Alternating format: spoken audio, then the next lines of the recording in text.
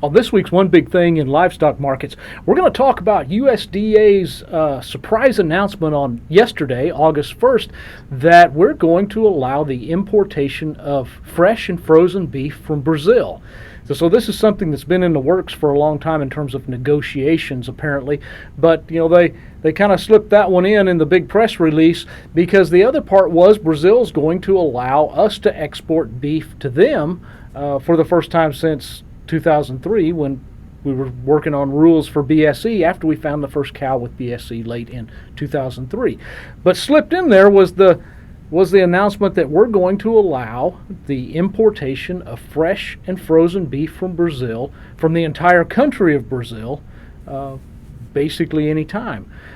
So it's important to understand the context of what we import. We do import beef from Brazil, but almost all of it is canned or processed or already cooked, because Brazil has had cases of foot and mouth disease, and we don't really allow the importation of fresh beef or frozen beef from countries that have had foot and mouth disease. So that has kept out a lot of their beef over the years. So apparently we have negotiated this position, and so what I'm going to talk about here is, what does this mean kind of for markets and prices? And we're going to ignore and set aside the idea of what it means in terms of the disease, the animal health stuff, things like that. That's kind of the purview of USDA's APHIS and FSIS that go through a process of inspection and review of their rules to look at the animal health disease side in terms of APHIS, and the inspection system in their meat processing side, which FSIS does, and looks for whether or not their systems in place are equivalent to ours. So we're going to set that part aside and just look at markets for a little bit. So the first thing, it gives us the chance to talk about something called a TRQ, or a tariff rate quota. And tariff rate quotas are a mechanism that most countries moved into following the passage of the World Trade Organization, or the WTO agreement. And what it means is that it used to be that before that time, most countries had quotas, which meant that a country could export to you up to the quota and then no more.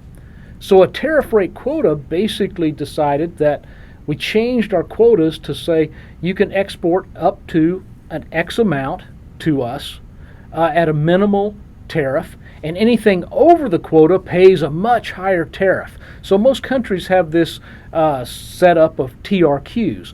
So imports from Brazil are going to fit in what we call the other country TRQ, and that's just over 64,000 metric tons. We currently import beef from several countries under the other country TRQ. Countries like Costa Rica, Nicaragua, Ireland fill part of that. And in fact, last year we did not fill the entire quota, that 64,000 metric tons. So presumably Brazil would be importing to us as an other country TRQ. Why that is important is that it does put a limit on how much beef from Brazil might come here. So we think of Brazil being a large, huge beef producer and large beef exporting country. So, we kind of think right away, well, automatically they're going to want to ship all their beef here, and there's going to be this tidal wave of beef coming here. Yet, under the TRQ structure, it does put some limits on how they can come in. So, I think that's the first part that's kind of important, is understanding that and where it fits in relation to everything else. So if we took a look at that amount of beef compared to our big markets that we import beef from, the big ones are Australia, New Zealand, Canada, and Mexico. Those are our big four countries in terms of where we import beef from. And so if we take a look at those, that 64,000 metric ton TRQ for other countries is a small fraction of the amount of beef that we import already from a country like Australia or New Zealand. In fact, if we looked at 2015 and we convert that 64,000 metric tons to a million pounds, and we took a look at a million pounds of beef imported, it's less than half of what we imported from Mexico in 2015 is the limit under the TRQ. So right away we're not necessarily talking about that there are some limits. Now what happens is once you hit the quota, it triggers a much higher tariff. And so for many of these countries that we import fresh and frozen beef from that are subject to the TRQ, that tariff becomes more than 26% ad valorem. So 26% of the value of that beef is then tacked on in the form of a tariff. So it really becomes not exactly a free and open highway to bring that beef in. I think the second big thing that's worth mentioning is that this is still an ongoing process. While the announcement has been made, so far my understanding is that a list of individual plants will be submitted, and then USDA's FSIS has to approve each of those plants to be an approved plant to export beef to the U.S. So we've still got that process to go along also. I think it is important to remember that there are a couple of huge meat producing companies that are based or founded in Brazil. So they know a lot about exporting, and they know a lot about exporting to the U.S. from their operations in other countries that do export to us. So that process is not going to be new, but still there is some time involved in this process until it can happen.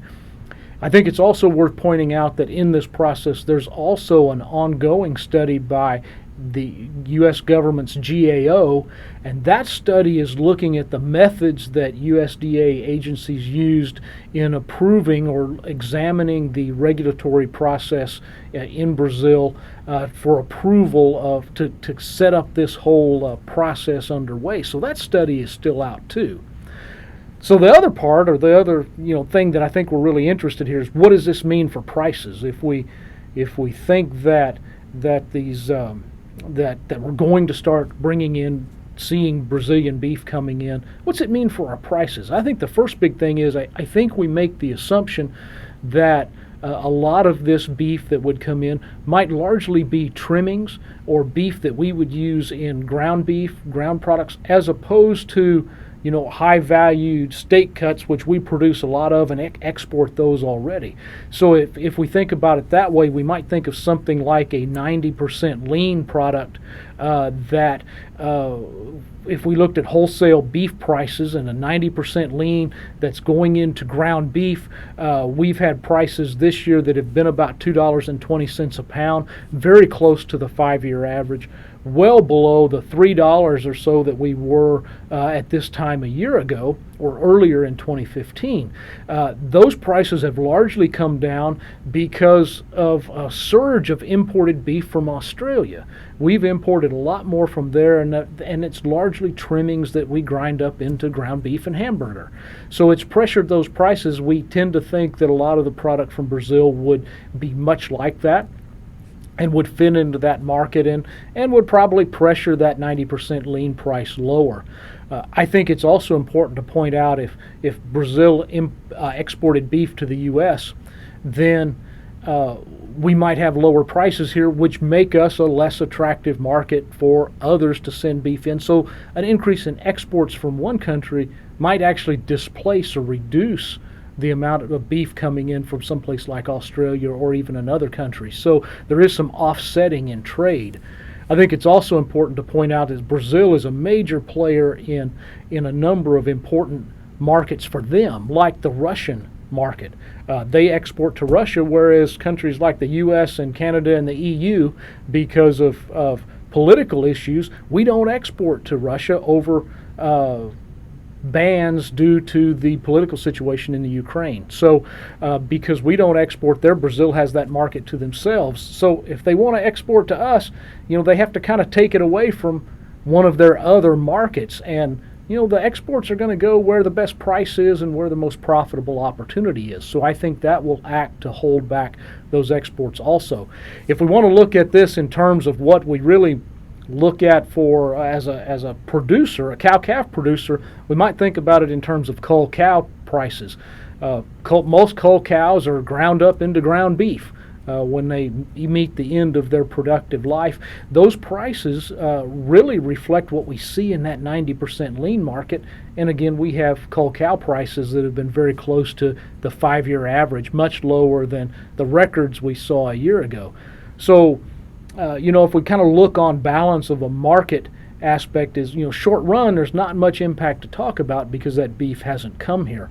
When would it start coming here? I think is a real good open question that we'll have to just kind of see how as it goes along, because this whole process isn't done yet. Where we might see those effects, though, are in our cull cows and stuff like 90% lean, I think. So, on balance, if we put all this together, I think it's important to take a look and understand tariff rate quotas and how they work and how they act to limit our beef imports. It's important to think that this is still an ongoing process. And market impacts, I don't think there's a lot of impact yet short term. Now, again, we've just focused here on the market type side of it, the process, the quotas. I think the much more important part are the potential on the animal disease side, because this is going to where we would start to import a fresh and frozen beef product from a country that has had foot and mouth disease. And that's certainly something that we have safeguarded very carefully for decades. So, we may revisit this later as we start importing beef and we see some more market impacts, but I think this is kind of a quick review of what this agreement announcement means and what it doesn't mean.